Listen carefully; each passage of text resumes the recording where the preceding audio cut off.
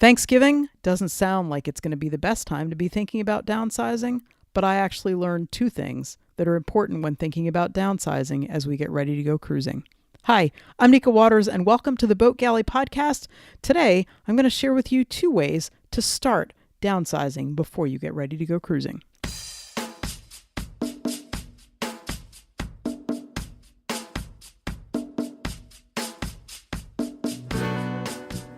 You're listening to the Boat Galley Podcast, tips, reviews, and how-tos for your cruising adventure. I'm Nika Waters, and this is Fit to Sail. This episode of the Boat Galley Podcast is sponsored by Schooner Chandlery, a nautical marketplace for you and your boat.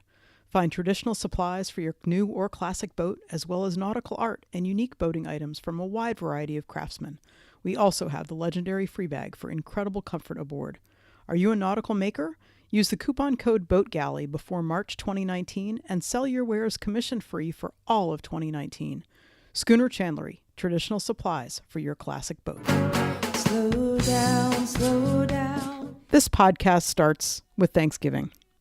And Thanksgiving, in case you hadn't figured it out, is one of my absolute favorite holidays. It's where friends and family and food are totally the focus. And it reminds me of my grandmother's, my whole family, lots of amazing food, and playing games around the table. It's not a holiday that's focused on presents or giving anything other than gratitude and smiles and love, and some of that aforementioned food. In our house right now, currently 3 people live. We don't have any dogs or cats, and the 4th human being, our son Julian, is off at college. And I gotta tell you, for Thanksgiving this year, Thanksgiving 2018, we had 12 people and 5 dogs in the house. We turned the office into a guest room. I'd have to tell you, if you are not familiar with the big blow-up mattresses, kind of the double height ones, and you've got not a lot of space or don't have the inclination to have a bed in a room that just is being used as a bedroom occasionally, a blow-up mattress is a fantastic guest bed, and it's perfect for multi-use space, like what we have going on here. We moved Julian's double bed into our daughter Bee's room. We turned Julian's room into a dormitory for 5 kids, all 5 cousins. We added pillows and towels and blankets and dog beds everywhere. My parents were in the guest room. My cousin was on the couch. My brother's kids were up with our kids in Julian's room. Zach and Amy and their 2 great big dogs were in Bee's room. It was amazing. And on Thursday, Thanksgiving Day itself, we actually had 6 more people and 2 more dogs for dinner. That was a total of 18 people at the table with 7 dogs milling around underfoot. And believe it or not, there were no dog squabbles. No people squabbles, no dog squabbles. That's totally incredible. Friday morning, the kids woke up early and they went off to go Black Friday shopping. All 5 cousins smushed into the Honda Civic together while the rest of us finished up the cleanup, talking about the amazing food that we'd had and the wonderful conversations that we'd had with everybody. Instead of putting the china and the silver away, we packed it all up to go up to Vermont with my mom. The thing with downsizing is that it takes both mental and physical work. It's really hard to go through a space and to go through your stuff and to put a really hard comment on this goes, this stays, this gets given away, this gets thrown away, this gets sold. It's really hard. Most things that you have in your world, in some way, shape, or form, are surrounded by memory. The same is true for our house. We've lived in this house for 19 years. We've hosted lots and lots of people for lots and lots of different activities and different holidays. And this Thanksgiving, that was the end of it. That's the last big holiday we're going to have in this house. And so I will say that the mental part of saying goodbye to things starts also with celebrating them. And I got this idea from Marie Kondo, the book, The Life-Changing Magic of Tidying Up.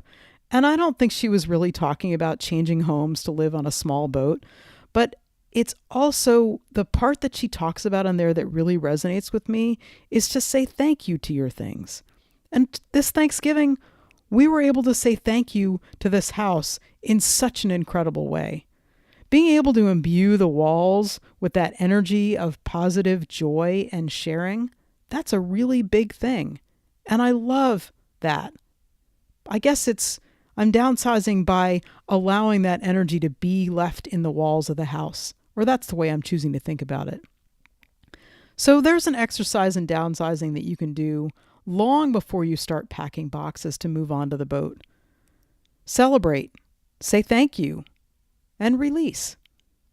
Maybe it's to space, maybe it's to the idea of yourself as the host, but downsizing, it includes noticing and acknowledging the last times for things.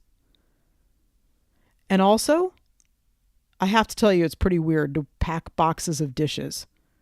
It is still weird to open cupboards and drawers and see nothing where those items used to live. 3 boxes of china and silver, inherited from my grandmother, went into my parents' car to go up to Vermont, and where they're already up at the house by the lake in the Northeast Kingdom that my brother and I inherited earlier this summer.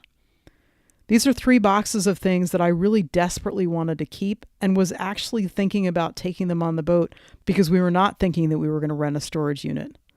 How awesome that they can be up at the house in Vermont that was once my grandmother's, and we can all enjoy them. If we didn't have that house up in Vermont, I'm honestly not sure what we'd wind up keeping, other than those few priceless family pieces like that china and silver. But now that we have that house, we are totally taking advantage of every single car and every single trip that heads north between now and next summer, meaning that we can start chipping away at the task of emptying this house out. That doesn't mean we're keeping everything, but it does mean that as we notice the things that we are keeping, we're starting to separate them into those piles and get them ready to go up to Vermont. So this Thanksgiving, we welcomed friends and family into the house. We cooked and we played and we slept and we ate and we laughed and we celebrated. We toasted people who aren't here anymore. We embraced those who are, and we packed and we said goodbye. We started the downsizing, both mentally and physically. And those are 2 ways that you also can start downsizing. Thanks for listening. If you like the show, please be sure to subscribe in your podcast app. Just search for the Boat Galley Podcast, and reviews are always appreciated. Until next time, then. Slow down, slow down.